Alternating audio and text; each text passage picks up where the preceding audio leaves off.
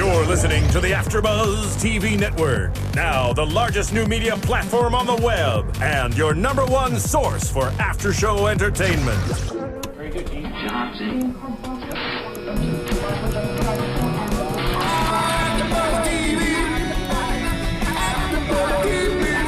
From the AfterBuzz Studios in Los Angeles, California, presented by Maria Menounos and Bing.com, and streaming live thanks to Akamai Technologies. This is AfterBuzz TV's The Strain After Show. We'll break down tonight's episode and get you all the latest news and gossip. And now, another post-game wrap-up show for your favorite TV show. It's AfterBuzz TV's The Strain After Show.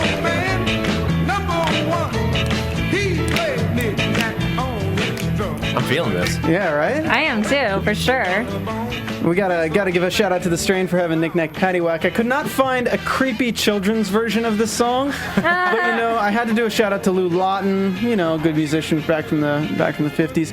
Guys, thank you for tuning in. This is The Strain After Show here at AfterBuzz TV. Today we are covering Season 1, Episode 4.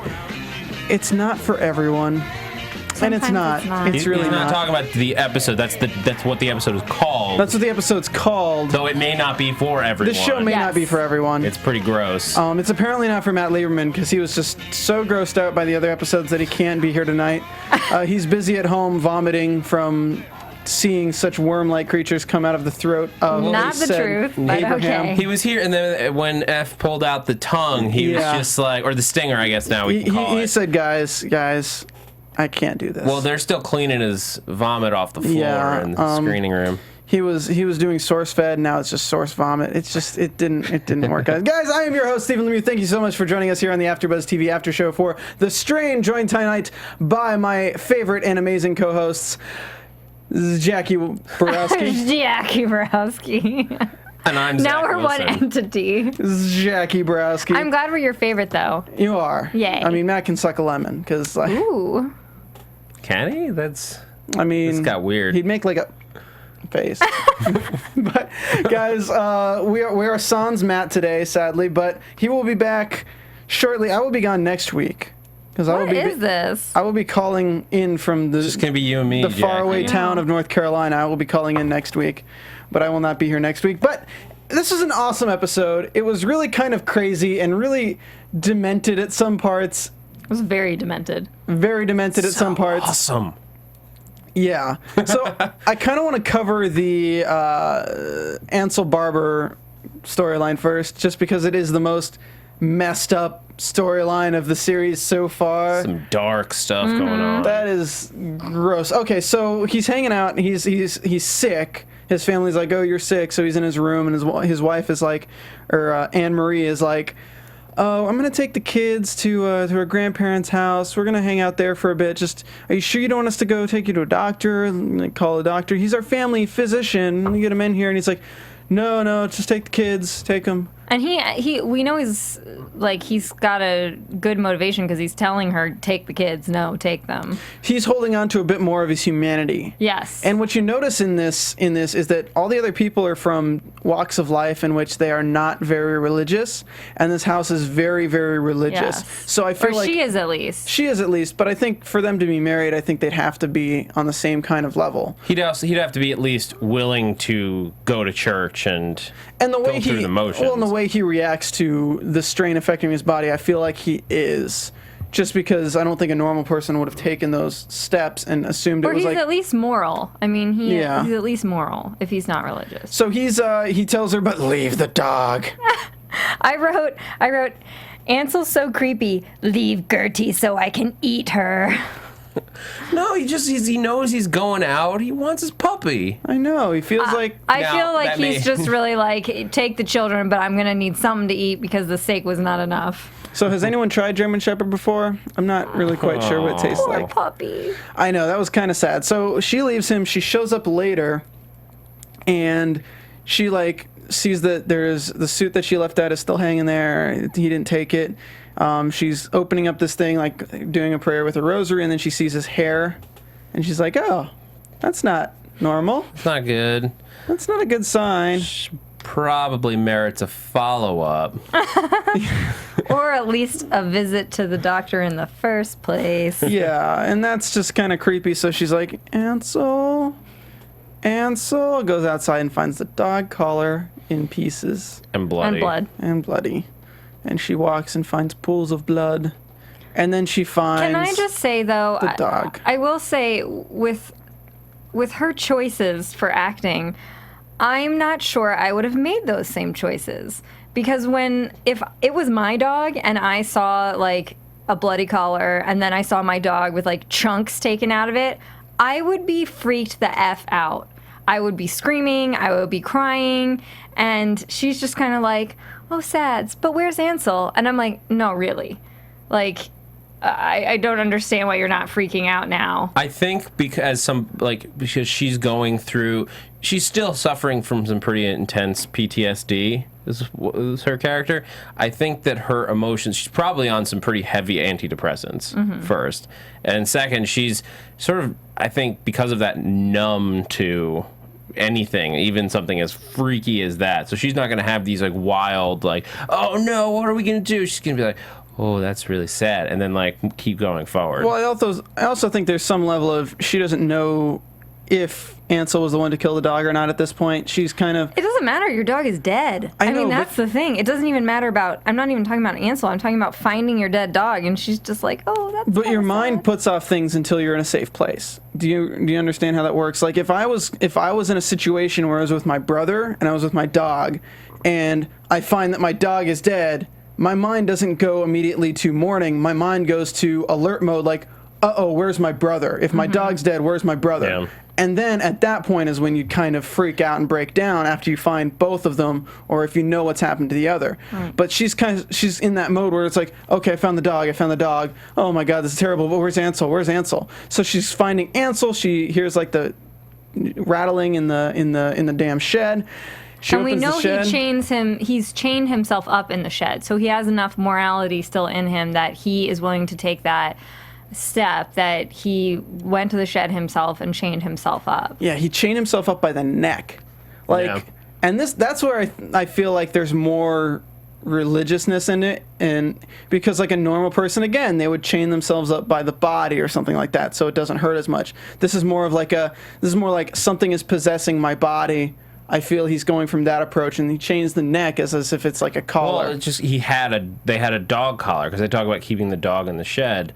They had a collar in there for Gertie. Was that Gertie's collar? Mm-hmm. Oh, I didn't know that. I thought it was just chains that he put together like that. No, it was because they talk about keeping Gertie in the shed, so like he put on Gertie's collar that they put the dog in there, and so I think it was just a convenience of this is what this is made for. Well, good on you, Ansel, because it probably saved your wife's life for damn sure. Luckily, you've held... Animal cruelty aside, like, I would never keep my dog chained up in the shed, but okay.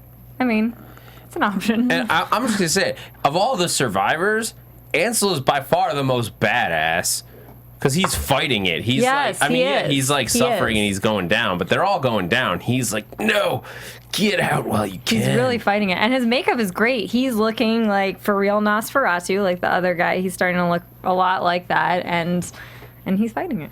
So he's chained up in the shed. She discovers him, and he's apparently not changed as much as the other people because he doesn't lash out with his tongue to eat her. He's holding it back because at this point I feel like in the transformation he would be well enough along to attack her with the tendril. I don't know what we're calling it now, just the tongue. Yeah, I guess they call it a stinger. Well, they gave it a name in this episode. We can call it the stinger then too. Is that going to stick? Sure. Let's call it a stinger. Jackie, stinger. I'm just gonna. You know what? I'm not even gonna go there. I'm just gonna call it the stinger. All right, the stinger it is. Sure. So they're getting the stinger, or she doesn't get the stinger, but she closes the door on him. And the next time we see her, she's freaking out, and her neighbor's like yelling. It's like, if you don't get rid of that damn dog that's been barking up a storm up in that shed there, I'm just gonna be calling the cops on you guys. Guy's a dick. Yeah, we find out that he's beaten the dog before. Because he admits it to her. So I mean, he's a kind of a dick, but at the same time, like, it really pisses me off when owners don't take care of their animals too. Mm-hmm. So like, I feel like he's a dick, but like they're also being irresponsible and being negligent to the animal. They haven't trained the animal well enough if they're locking it up in the shed, so there's levels of that. So he's been hearing the growling of Ansel this entire time, thinking that it's the dog, and he goes to her, he's angry, and she's just like, well, she like has this epiphany of like, I'm a crazy bitchness, and, you know, if you'd like to teach it a trick or two, you can go into the shed and do it yourself. Well, I feel at this stage, she's also, like, thinking of Ansel. She's like, well, Ansel clearly, like, he told her, whatever it is telling me to eat you, and she knows he ate the dog, and so she's like, well, to sustain Ansel, we can just feed him the neighbor. I mean, I understand where her logic went. There goes the neighbor. She's trying to help her husband, and she just feeds the neighbor to her husband. I mean, sometimes you got to do what you got to do. You would do anything for love. It's always nice to have you will do that. It's always nice to have the neighbor over for dinner. Oh, cannibalistic jokes are aplenty in this episode of The Strain. So that's like, what do you guys think of this? That was messed up. I was watching this and I was just like, what the hell? Her like, putting the guy in the shed. Yeah, she feeds a guy to her mind, I'm sure, possessed husband, and I'm just like, well, I wonder if she's... Well, that happened fast. Yeah. That escalated quickly. I guess she would put a religious spin on it, that, like, this is the devil's work. I mean, I'm a good Christian woman. I feed my possessed husband other humans. I mean, it happened in the book, so I couldn't say that I didn't see it coming, but... I guess, like, seeing it is a whole nother thing. I mean, it reminds me of, I think, The Walking Dead in some respects. And I can't remember the name of the show or whatever it is, but there is a scene like that where, no, it kind of makes me think of Sixth Sense, where they shove the kid in the closet at the beginning, and he like has the scratches and stuff, and they just shove him in there and like hold the door shut. But like then you get like the so comical of like the blood going under the door. Yeah. Like, he somebody's ripped that gonna guy see that. apart. Yeah, I was like, It happened very just quickly. silence. Yeah. We know that he was that hungry because it happened very quickly. That dude had a very guano-filled death. Gross. All right, so that's kind of where we leave off with Ansel Barber and Anne-Marie. Anne-Marie is being crazy as hell, and she's gonna. I feel like this is gonna be a thing where she lures people in to feed him, as opposed to getting the help that would be required. Because she's going to be trying to do her own exorcisms on him, I believe. Because she's going to take a religious stance against it, or at least that's what they're kind of I could see foreshadowing that. Yeah. with all of The power of Christ compels you. But I wonder. There were so many Exorcist references in this. Oh my God. I wonder if she's going to have anything that ends up being helpful later on, though. Because I feel like when they take it from Dracula and they take it from all these mythos, I hope that, you know, some things are all bullcrap in the eyes of the show, but some things are actually interesting. Like if she uses the holy water, if she uses like the cross, see those effects that have on Ansel, that maybe, yeah, it's completely insane that she's doing them, but like the fact that is it Abraham's the Jewish guy? Satrakian, yeah. Satrakian, the fact that he has like silver and using things like that actually have an effect. I feel like she might discover something that actually has an effect, and they'll find her after a long time, but she'll have like a clue that'll tell them how to beat these things. Well, it'll be interesting because silver is a chemical, like it's, at its essence. Like the way it would react to this creature. Like some people are allergic to silver. Mm-hmm. It's a thing. Holy water is essentially just water because I think. But it's holy. Let's blood spray a priest. But on a chemical level, it's got old guy hands on it. That's what they're allergic to is old guy hands. They're allergic to old guy hands. That's why Eckhart has to. But that's part of why I like this strain is that they're approaching this with a very much scientific viewpoint of like these are the creatures and this is how they work within science. So something like a cross, just like a plain cross, may not, but like a silver cross. Did anyone check if like what her cross was made of on the wall? Was it wood or whatever? Wood were most of them. But I think what we really want to know is where vampire mythos that we know of, like crosses, silver, blah, blah, blah, how this fits into this world. And I think we're slowly discovering what what applies to these vampires and what doesn't. And we know also that they're sensitive to sunlight because Satrakian mentioned something about it. And we saw in this Ansel, like, when he dove, he, like, got hit by the light and he recoiled. It wasn't just the chain. Like, he hit the light and went back. I wonder if garlic is going to be a thing. I know. Cool, because, like, salt on slugs, garlic is another compound, technically, and some things don't react well to garlic. So it'd be interesting to see what they bring into this. Moving on to our next topic. Right after these messages, guys, thank you so much for watching the Strain After Show here at AfterBuzz TV. We put on so many shows for you guys, over 60 a week now, alongside our sister network, Anatomy of a Movie and Schmoes Known Network. We would like to do more shows, but to do more shows, we need help from you. And to do that, we need you guys to go to iTunes, search AfterBuzz, click on your favorite shows, give us a rate, subscribe, and comment, or search AfterBuzz The Strain, click on your favorite show, because that's us, of course, because you're listening right now. Leave us a comment and leave us 5 stars, and we will read it out on air. So I have a few here that have been within the last week. When was our last episode? That was the 26th, I believe. Dude, I have no concept of time. It's 27th. 27th. Yes. So we got a bunch. So here, let me give them a shout out. Big Shane 84. I love AfterBuzz and Strainers. Really pick up steam. This is one of my favorite crews on AfterBuzz. How they have fun probing all the quirky ideas that many of us have to keep it up AfterBuzz. The Strain 5 stars by Jay Schlepp. Podcast is okay. Period. Thank you, Jay Schlepp. Appreciate it. We like being okay. Yes. I'm down with being okay. As long as 5 stars is okay, you're okay in my book. Just Plain Fun by Mo Grappler. Such a fun panel of characters and very creative, crazy ideas on where the show is heading. I love listening to completely wrong theories and out of nowhere correct ones. I very recently read the stories and loved it. After watching the first episode, I decided to reread listen. Ron Perlman reading is the best of the first book. It really is. That's how I listen to it. It's a great reading if you want. Like, if you want to listen to if you want to read the book, listen to the Ron Perlman on tape.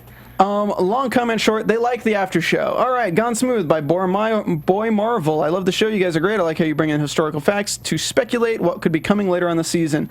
Can't wait till we find out about Abraham's backstory. See you all next week. Great show by Wicked D95. Loved you guys in the Helix after show. So glad you're here to guide us through the Vampocalypse. Yeah. That's not quite to Jackie, but me and Zach. Sorry, girl. Sad face. Strained, D. Goddard 03, really enjoyed the speculation. Bereka 13 to 14, love from a fellow Jew. Aww. I have fallen in love with this show after the last 3 weeks. After finding this podcast, it has only made me excited. It's about Sunday nights. I'm an Orthodox Jew, and I'm loving the Jewish theories. Holocaust subplot would be awesome. Yes. I think we're getting it. I think we're going to get it. And then we might have given him a shout out last week, but Smart and Funny HB Don't Panic 42. I enjoy many podcasts and AfterBuzz, and this one is no exception. Thanks, and keep up the great work. Smiley face. And thanks, you guys, for making us a #1 AfterBuzz download. 4 weeks in a row. God, that was it shouldn't take 2 minutes to do the iTunes live read, but when so many of you guys comment, like, we have to give you guys shout outs, and we need more of them. I told you guys by episode 6 we need 50. We are at 36 ratings right now and 26 customer reviews. You guys just do your part. Awesome. 14 more in the next week. I'm bumping it up. In the next week, we need to be at 50. Oh my God. Or I'm going to put a splinter in my foot. I'm gonna make it real, guys. Like, this is the thing. Well, this is how we're gonna test if Steven's a vampire. We're gonna stick him with a stake right through the heart. Yeah. And then shove garlic in his mouth. I will do it right here. This whole desk is basically an altar. If you're watching, if you're not, look at this desk with lights on each side. Strain right there. We're praying to the strain. We're gonna stab Steven with a spike. How about with a metaphorical spike? Matt's not here to agree to it. Can we, as a group, agree to? I think we'll just agree that if I'm not here next week, I'll be dead. Oh, no, that's sad. Because remember, I won't be here next week, guys. Oh, that's sad. So I'm going to escape my sacrificial. Steve's avoiding his sacrifice. All right, guys. So also, I do want to shout out that in 2 weeks, we will have Daniel Day-Lewis. No, just kidding. That's a lie. Got it. We will have Drew Nelson on the show through a phone call because he's not in town. But Drew Nelson will be calling in on our show because he plays Matt, and there is a big thing happening with Mac's character that episode that we don't know about. He's going to sell you a washing machine. I'd buy a washing machine. I'm going to go to Sears just to say hey to him. Anyways, back to the episode. Let's go ahead and move into Crispin's brother. We have about 25 minutes left, so we're going to knock that out. Okay, so his brother is seen like with another. We get introduced to this new guy. I don't remember his name, the big guy cooking.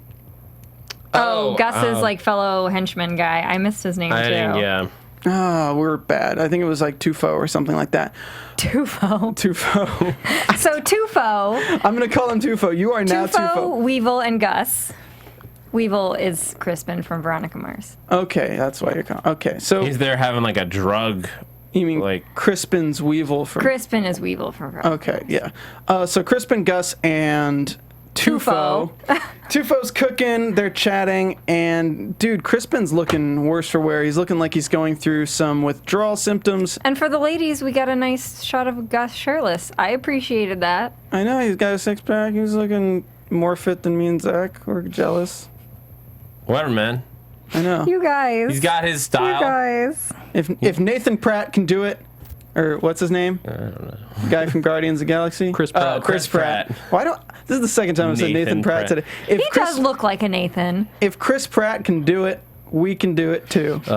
I don't want to get started on that movie at all because I'll just go wildly. Go see Guardians of the Galaxy. It was a great movie, guys. We're all nerds here. Excitement. We love it. All right. So we get that, and we get him like kind of cooking, and then his mom comes home. We get this relationship between Tufo and his mom. And guys, you know who we're talking about. It's not really Tufo, but that's what we're saying. I love it. We've called him Tufo. It's like tofu, except reverse the vowels. So Tufo, we get this like backstory that Tufo was always over because we got that Tufo landed Gus in jail. Yeah, with stealing cars and things like that. A sure thing last time, landed Gus in jail last time. And so Tufo better be taking care of his mama because Gus is normally taking care of his mama. Felix. But the thing I see is that with Crispin, we're still calling him Tufo. All right, Tufo, you're Felix. Felix/Tufo. His brother Crispin was always trying to guilt Gus about like, where were you, man? You were in jail. I was the one helping her tears, helping her. It's like, no, dude, you were shooting crack or shooting heroin into your arms, while Tufo here was probably the one stealing clocks. Yeah, while Tufo was the one every day. Mm-hmm. He was the one who was there every day, and I feel like he's kind of more of a straight shooter car stealer. Well, at least he's not shooting heroin. Well, yeah, he's not doing drugs, but he's still like stealing Mercedes. They had a nice little strategy there. That was a good strategy. The worst thing is, after the show, I'm sure people are going to do that more and more now. Well, you're supposed to. Usually, those little key things are in a lockbox, so you're technically supposed to lock all the keys in the lockbox. And usually, there's two people running a valet. So I think if there are any valets listening, you guys better watch out. You better watch out now. But I actually loved just watching that scene, how it was directed. Well, the way it was shot was really well done. Yeah, exactly. It looked beautiful. It actually reminded me a little bit of Breaking Bad. I was just gonna say that. Yeah, because it was a symmetrical wide shot, and then two other shots for action shots. Like, I loved it. You know what it reminded me of, Zach? And I think you're gonna agree on what scene it was. You know the big stone structures where he's waiting for the bus stop for the guy to disappear him? I watched Breaking Bad too, guys, and yes, I remember that. It was shot the same way as that scene, where it's the one person in the middle, and there's the things going across screen. Yeah. That's the way it was shot. Well, there's a lot of those episodes. It's a good director. I'm trying to look up right now, like, who directed this episode. But yeah, it's a great style. This is a good show, so I'm glad we're getting good, not just like good writing, but also like interesting directing. I mean, you know what's strange, and this is kind of a side note. I know we're talking about Gus, Tufo, and Crispin, but this kind of Tufo. Felix Tufo. He's Tufo now. It's kind of interesting to see the show because, like, I watch an episode, and I don't finish the episode necessarily like, oh my god, that was amazing. I finish the episode, I'm like, where's the second half of the episode? Yes, it's very much a cliffhanger. An hour goes by, and it feels like it's been 20 minutes. Which, you know, in some cases can be a bad thing, but in this case, I feel like it's going to be amazing in such a on-demand culture we have. As soon as this thing's out on DVD or Netflix, it's going to blow up like insane. Yes. Like, I feel Helix was kind of the same way. Sleepy Hollow is also the same way. Like, I feel like Netflix has changed the game, and I feel like they would have done this show in a different way had they not been planning to have it be a binge-watch show. Well, they're also, I mean, with shows like, I haven't watched Helix, but I'm assuming that it's like Sleepy Hollow in the sense that you have to build up a mythos. Mm-hmm. So here you have a first season where you have you have to have some sort of scientific, in this case, mythology. So you're setting it up, and each episode starts to reveal the pieces of the mythology before you can actually get to the point of, okay, now how do we deal with this? Well, you need to set up the laws of the universe before you can Right. play in that universe. Right. And I think shows that don't do that necessarily are like, if somebody's dead for good and then somebody's dead and comes back to life, it kind of messes with those rules because the audience doesn't know what Right. to think. So it's kind of interesting. They let you know exactly how they're kind of playing the show out. And I think what you can tell about the show, and that I'm saying that it can keep moving forward like this without really being a real cliffhanger, but just kind of like a stop in the middle, feeling like it wasn't the end of the episode, was because it was a book. And they're making it so closely related to a book that in books you don't have to stop. Like there's no like real, oh, this is where a commercial break would go, or oh, Right. this is where the next episode would start. So I'm really enjoying that. All right, rant over. So they steal the cars. They get a Mercedes-Benz, I think, nice SUV, and they bring it to these, what was their... Nigerian guys. And they just walk in. They're like, yo, we got something for you guys. They're drinking Jack Daniels. They're smoking. They're playing cards, it looked like. We closed. Yo, we closed, man. Yeah, well, we're those customers that come in 5 minutes before close and stay for an hour. So we have a car to sell you guys. Some old anger there. I know, guys. I was a waiter. Don't do that. Or if you do, tip 30%. Anyway, so they want to sell the car. They go out and check it out. And there's so much tension here because you don't know if the Nigerian guys are going to just pull a gun and shoot them. You don't know if Crispin and Tufo have guns and they're just going to shoot them. It's Gus and Tufo. Oh, yeah, you're right. Yeah. Gus and Tufo have guns, so you don't know what's kind of going, because you see Gus's gun in the beginning when he puts it in his drawer. So you don't know if he has that on him. And the guy says, I'll give you $400. And I'm sitting here like, they bet you like a $35,000 car. Right. Yeah, I thought like when they Right. first said $1,000 for a car, I was like, what kind of cars are you stealing? Well, like A Prius. $1,000 is like, it's worth it because of... Like, they're basically paying them for stealing the car, as opposed to they have to break it down. They have to sell all the pieces away. Yeah. And the danger aspect. But it's still like their markup, man. That's like a 350% profit on that. Yeah. More than that. Sorry. Like that's like a 3,000% profit on that. So that's really crazy. P.S. I like the color palette on these scenes where you have... Oh, the jackets? Yeah. Very Power. Have you seen Power? No, but I mean, like, I was thinking Power as in, like, it's very dark and imposing. New York Mob is what kind of reminds me of. Like, it's very gangster to have those jackets, like, that are in the cold. And the fact that it's, like, snowing, and you think of snow as, like, blanching everything out, but it's still, like...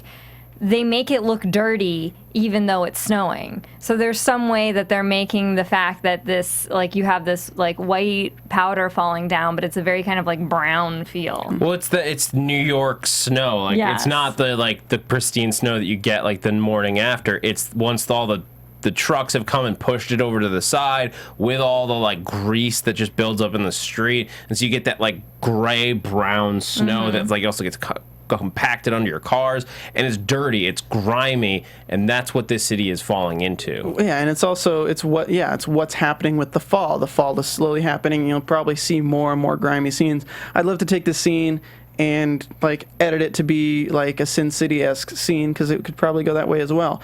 But unfortunately, we have to move on. So they sell a car. Tufo wants to take the money and run. He pulls Tufo aside, like, I should beat your ass. They go back up. The guy offers $800. They're like, all right, we'll take $800. And at this point, you still don't know if they're just going to pull out guns and smoke them. They walk away. They get away. It's kind of the last thing we see of Gus until he returns the clock to Abraham. And it's weird because they're so connected, but they don't even know it. Yes. And that's all the scene is. Like, we were expecting, like, some kind of big thing, like he returns the clock. You haven't been with the vampires recently, like if Abraham like sensed something on him. But no, it's just, here's the clock, go separate ways. Well, it's also, I feel like you don't make scenes like this for nothing. So there's a way, they're setting it up to connect our narrative. So there's a reason why they show you, okay, Gus is meeting Satrakian, so in case they meet in a future episode, they've already had this introduction. And Now he thinks he's a dick. Satrakian takes me as a guy who won't forget a face. No, definitely not. No. Especially not like something like it's not every day somebody steals something and then like Returns it to you. His brother comes in and just gives it back. Yeah. I feel also, I can see a scene in the future with Satrakian killing Gus and feeling bad for it. like, Gus is the one begging Satrakian to kill him because of what's inside of him, kind of thing. I don't know. That's kind of what came into my mind with them meeting. And, at the same time, Gus thinks he's an asshole. Satrakian probably notices the thing, like, oh, he's returning the clock. Notices him as probably a moral person, if that makes sense. I still think Gus is going to wind up working with Satrakian, and then, what's his name? His brother, Crispin. Crispin is going to wind up, getting bitten or just straight up working for Ikehurst. Yeah, well, I see him getting bitten because we're probably going to see him in a back alley trying to buy heroin, and he's going to get bitten. And then he's going to probably go back to his mom, and Gus is going to have to kill him to prevent him from killing his mom. Or Satrakian will be stalking Crispin after he's bitten, going back home. Anyway, that's beside the point. Those are all predictions. I like those, though. Moving on, what's another aspect of this story we have? We have Ephraim. We have we have that Jim. cool scene at the beginning where they dissect the vampire. Vampire autopsy. Vampire autopsy. That sounds like a terrible hipster band name. I do love how the episode opens, though, right from the action in the previous episode. It does. We're automatically hooked in. We've got these kind of like flashing lights to give it that like ominous basement-y feel.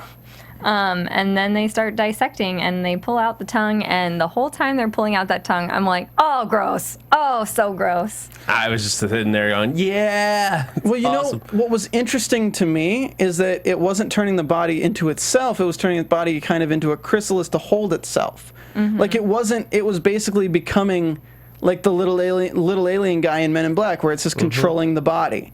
Because, it's a parasite. Yeah, but what's interesting is it's not, because I was thinking the parasite was the whole person became the parasite, as opposed to the parasite just being inside the host body. It's a ship. Basically. And the fact that they could tear the whole thing out was surprising to me. That was new to me, because I thought it would be so interconnected with the legs, with the arms, with everything, that you couldn't really pull it out. But no, it's literally a worm inside this body. I'm a little confused, though, because we've established that Satrakian has a heart in a jar that's still alive with the worms in it. They killed this guy, but I want to know, like, whatever vial Satrakian has the heart in, is the whatever water it is or whatever substance it is that what's keeping it alive, or can the worms live past a certain like death date, like a certain death point, and just keep going wherever? Because we have F mention, stay away from the worms, stay away from the worms. I think it's because Satrakian is feeding them in the jar. Remember, because he was feeding them blood. We don't know how long he can go without blood, but I feel like he just needs to keep feeding them for them to stay alive. And I feel like the heart is only like that because he had to kill the woman, whoever's heart it is, right after she was turned. Right. Like, I bet she was being infected and was changing, and that's when he killed her while she still had her humanity.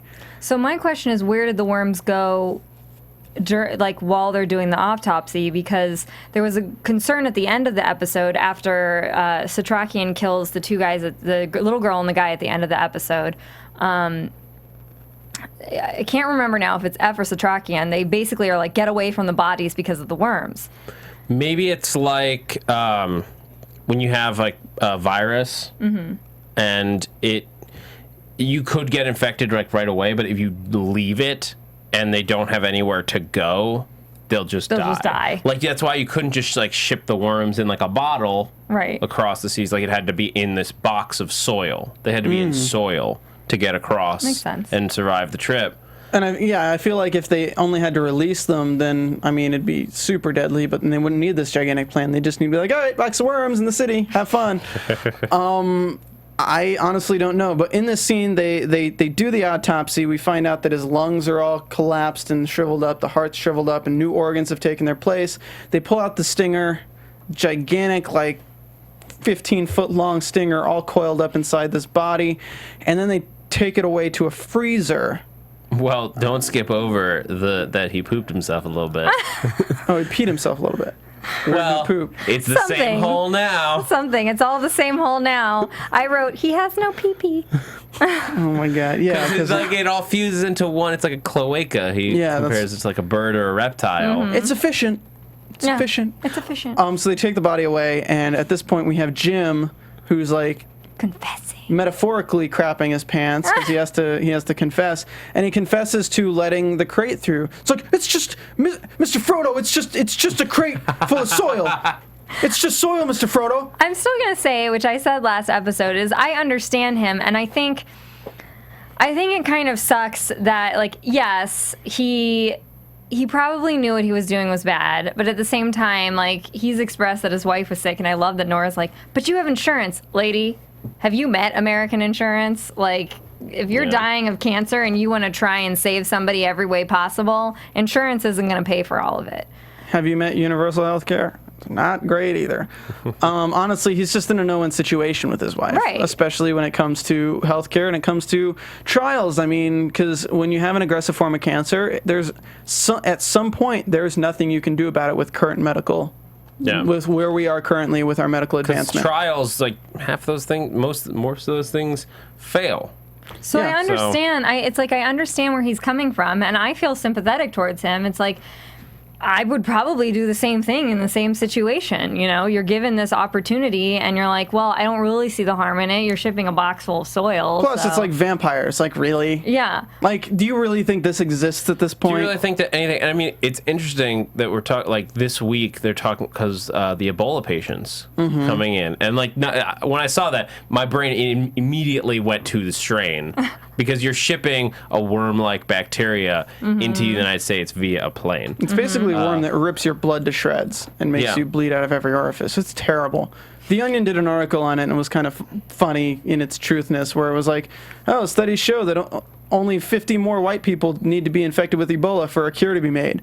Like, that's The Onion, a satirical news source. But it's just like, true. Yeah, it's terrible that that's what it's come to. But yeah, I mean, it's crazy because this does happen in real life. Like, terrible illnesses and plagues do happen like this. But you don't think, like, somebody shipping in soil, Ebola's going to be in it. Yeah. Is what I'm getting at by bringing it up. But that's why there are such strict regulations on the kind of produce and things you can bring into the country. Yeah. But I just love how F and Nora just hate on him. I always feel like you're saying, like, effing Nora. No, F and Nora, not F and Nora. Punches him in the face. Yeah, F and Nora. F and Nora. F punches him in the face, and Nora's just like, give me your phone. I'm like, really? This guy gets no sympathy for having a cancer wife? I mean, you gotta realize, like, on their scale, it's like the world is going to end, the city's going to be destroyed because of, like, this terrible epidemic thing. Like, you know what? In hindsight, if it was, like, something that was just like, okay, one person died, you know, they'd be really pissed off, but they probably wouldn't be as pissed off. This is apocalyptic level of, this is a monster that is basically turning people into monsters, that you let the entire crate full of everything that could have stopped it go. But they're for basically money. Blaming Jim for everything when you think about it, it's like there's a bigger power at play. There's a bigger fish to fry. Yeah, but that's too logical thinking. Like, he is the one, if he hadn't done what he did, it'd be fine. They have that soil. They would have had the opportunity to destroy it. Because now that it's not just, oh, this one guy died. It's not even just this whole plane full of people died. Because you're talking about 250 plus people dead. 226. I think is what the number was. Over 200 people. And now, because they know that this is something that will go out and attack other people, they know that it's dangerous. It's not like, yeah, you can have sympathy for him having one person who's going to die. He has now killed hundreds and hundreds of people by letting this go. No idea he knew that would happen. But also, I think it's like F and Nora, not F and Nora. F and Nora Hashtag effing Nora. Effing Nora. They saw the box and they had an opportunity to do something about it. It wasn't until later they looked back and they thought, oh my gosh, we should get rid of this box. So, I mean, I think part of it is like there's a little guilt there too for not doing something earlier. I think the worst is I watched this episode, of course, after seeing Guardians of the Galaxy. So when he's just like, just for your wife, and you're like, one person. It's like, we all have people who've died. That's all I can think about. So, of course, they do leave him on the ground and sad, like Mr. Sam being ditched by Frodo. I'm going to keep making Lord of the Rings references. I'm sorry, guys. They decide that they're like, okay, well, it means the people are back. Well, what about this guy? He called us saying his daughter was back. Let's go see. So they go to his daughter's house. P.S. F, you've already been to that house. You know it has bad times in there. Why would you not think, okay, maybe I should turn on all the lights. Maybe I should get some backup. Like, he saw blood in the bathtub. Gun. Yeah. He saw a lot of, like, weird-ass SHIT there. So why would you just go back with Nora and be like, la, la, la? We only have 5 minutes left, so I got to rush through the scene real quick just because we want to move on to Ikehurst. So he rushes in there. They're like, oh, let's go into this room. Oh, there's a creepy little knick-knack, paddywhack, give a dog a bone, and a girl standing in front of it comes rolling home, and there is a bunch of red light. It's really creepy as all hell, and at this point, I just pull out my gun and shoot the bitch in the head. Right. So she turns around. She's got blood. She's got blood. Creepy as all hell, and then she goes, "Ah!" and throws her tongue at him. You know, girls are French kissing these days, way too young. They... Bad joke. Just keep going. Keep going. They have this whole systematic fight scene kind of thing, and then her head gets lopped off by the Jew. Wow. But when you say it like that... Well, I mean, his nickname is the Jew, That's so I mean, true. I wouldn't say it otherwise. And then he's like, "You need to get out of here. The dad will be coming shortly after." And they're like, "Well, what are you talking about?" And meanwhile, the dad's right behind him. "Get out of the way!" Cuts off the dad's head.